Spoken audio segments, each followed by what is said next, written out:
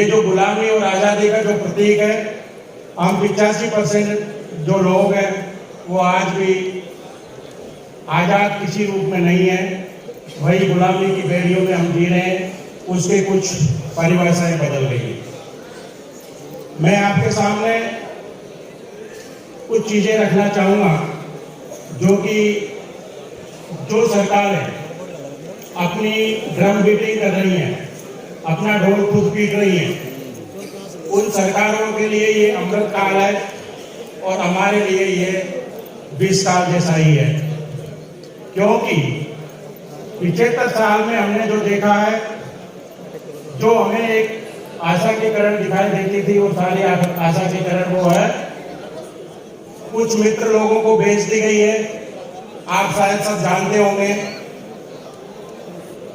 आज की तारीख में जो रिजर्वेशन की जो बात हम बात करते हैं, जो भाई अस्ते जी ने जो मध्य प्रदेश में जो बिगुड़ बजा रखा है, कमोबेश पूरे देश में आरक्षण की यही स्थिति है। और आरक्षण को जब हम बात करते हैं तो आरक्षण मिलता है सरकारी संस्थाओं में, संवैधानिक संस्थाओं में। और आपको शायद पता हो, ये सरकार 2014 में आने के बाद 164 नवरत्न कंपनियों को बेच चुकी है, जिसमें रेलवे है, भेल है, पेट्रोलियम है, एयरलाइंस है और बहुत सारी कंपनियां हैं। अब जब तक संस्थाएं नहीं बचेगी तो आरक्षण कहां बचेगा। मैं आप इस सदन के माध्यम से ये आह्वान करना चाहता हूं कि आप सब लोग फील्ड में काम करने वाले क्रांतिकारी लोग हैं, आप जहां पे भी जाएं, हमें निजी क्षेत्र में आरक्षण की बात हमारे लोगों को समझाएं कि हमारा जो संवैधानिक आरक्षण है वो हमको जो है ना के बराबर कर दिया गया है, हमें निजी क्षेत्र में आरक्षण की जरूरत है।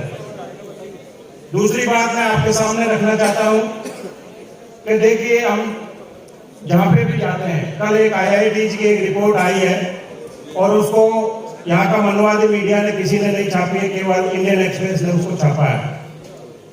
और इंडियन एक्सप्रेस की वो रिपोर्ट कह रही है कि IIT जो सेंट्रल यूनिवर्सिटी जिसमें मैं भी नौकरी करता हूँ, हमारे जो ST SC के जो बच्चे हैं वो बहुत प्रेशर में हैं और जातिवादी शक्तियां उनका आज भी शोषण कर रही हैं।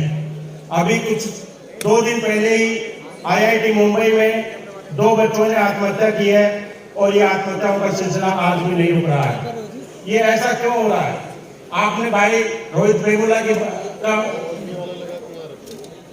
शहादत सुनी है, आपने राजस्थान सेंट्रल यूनिवर्सिटी में उमेश जोनवाल की कहानी सुनी है, आपने यही पास में जो एम्स है इसमें अनिल मीणा की सुसाइड की कहानी सुनी है, आपने मुंबई में पायल तड़वी की, डॉक्टर पायल तड़वी की कहानी सुनी है। ये कहानियां आपसे कुछ कहती है, ये कहानियां आपसे कुछ जवाब मांगती है। और हम क्रांतिकारी साथियों का दायित्व है कि हम इन सबको जो हमारे समाज के सामने रखें और उसको बताएं कि हमारे साथ क्या हो रहा है। मैं आपको बताता हूं, मैं सेंट्रल यूनिवर्सिटीज में जो 45 सेंट्रल यूनिवर्सिटीज है उसमें अकेला ST का सिलेक्टेड प्रोफेसर हुआ आज तक।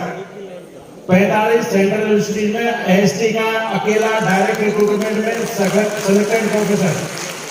आप देख लीजिए, हमारी जो पूरी की पूरी ST OBC की जो सारी अभी जो पार्लियामेंट में जो क्वेश्चन हुआ है उसमें हमारी जो है 90% 92% वैकेंसी सेंट्रल यूनिवर्सिटीज में खाली है। आखिरकार हमें मिला क्या है और ये क्यों नहीं मिला है, इसको हमको समझना पड़ेगा। और इसके लिए माननीय काशीराम जी ने हमें फार्मूला दिया है कि जिसकी जितनी भागीदारी उसकी उतनी हिस्सेदारी। क्या हमारी भागीदारी के साथ से हमें हिस्सेदारी मिल रही है? नहीं मिल रही है। ये हिस्सेदारी हमको कैसे मिलेगी? प्यार मोहब्बत से नहीं मिलेगी, हमको छीननी पड़ेगी। और ये छीनने के लिए हमको जो है गाँव में जाकर, ढाणियों में जाकर, घरों में जाकर हमारे लोगों को समझाना पड़ेगा।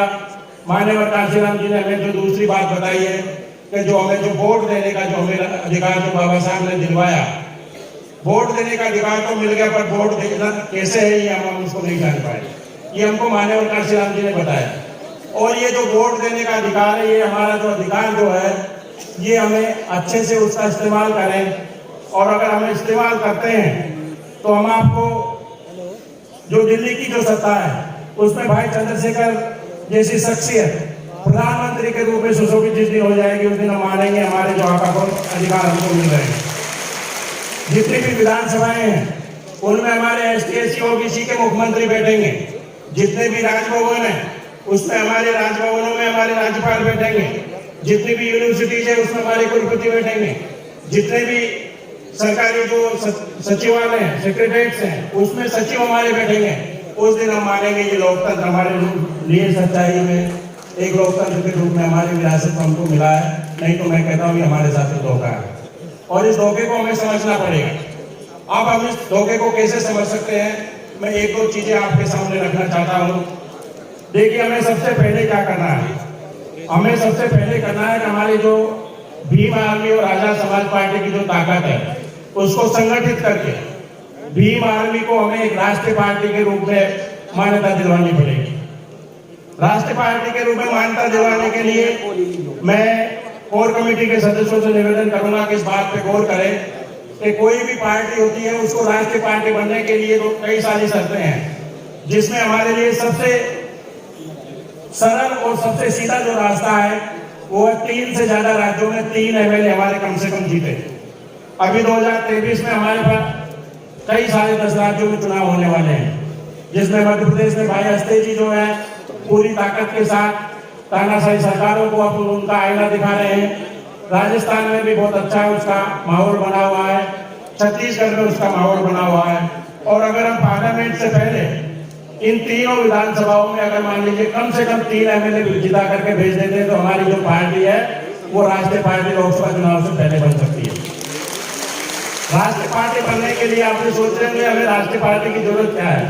राष्ट्रीय पार्टी के कुछ प्रिविलेज हैं, कुछ विशेषाधिकार हैं जो कि हमको मिलते हैं। जैसे हमें हमारे दूरदर्शन और आकाशवाणी के चैनल हैं, राष्ट्रीय जो चैनल हैं उन पे हमारे माननीय राष्ट्रीय अध्यक्ष जी चंद्रशेखर जी और हमारी कोर कमेटी के जो सदस्य हैं, हमारे जो स्टार प्रचारक हैं, उन सबको जो है उसमें विशेष जगह मिलेगी। और इस तरह की जो बातें हैं मैं आपके सामने कहना चाहता हूँ। मैं आपके सामने एक आखिर में, क्योंकि समय का अभाव है, 2-3 बातें कोर कमेटी के सामने रखना चाहता हूँ। देखिए, आपने बहुत सुंदर सा एक बगीचा बना दिया है जिसमें भीम आर्मी सबसे समृद्ध टीम है जो हमारी पेरेंटल ऑर्गेनाइजेशन है। उसके बाद मिशन 78 है जो हमारा जो वजीर खजाना जिसको हमारा वित्तीय प्रबंधन की बात कहते हैं। तीसरा हमारा स्टूडेंट फेडरेशन है और चौथी हमारी आजाद समाज पार्टी है। मैं कोर कमेटी के सदस्यों के सामने निम्रता से कहना चाहता हूँ, आग्रह पूर्वक कहना चाहता हूँ, इनमें आप ऐसा संयोजन बिठाइए ताकि एक ताकत के रूप में सबके सामने आए। आज हम देख रहे हैं कई सारी जगह पर इनमें बहुत सारी जो चीजें हैं, बहुत सारी समस्याएं आ रही हैं। इन समस्याओं को निदान करने का कारगर कार्य हमारी कोर कमेटी को करना चाहिए। और मैं आपसे आखिर में एक बात कहना चाहता हूँ, अगर मान लीजिए हमने ये चारों जो हमारे जो संगठन है, इन संगठनों को एक सूत्र में पिरो दिया तो मैं आपको दावे के साथ कह सकता हूँ भाई चंद्रशेखर जी पार्लियामेंट में आपकी आवाज उठाएंगे, भाई विजय जी आपकी आवाज उठाएंगे, विधानसभाओं में आपकी आवाज उठने लगेगी और आपका जो खोया हुआ जो प्रतिनिधित्व है, जो आपको अभी तक आपकी भूमिका को नकारा गया है, वो भूमिका आपको चारों तरफ दिखाई देने लगेगी। जय भीम, जय भारत, जय सरदार। धन्यवाद।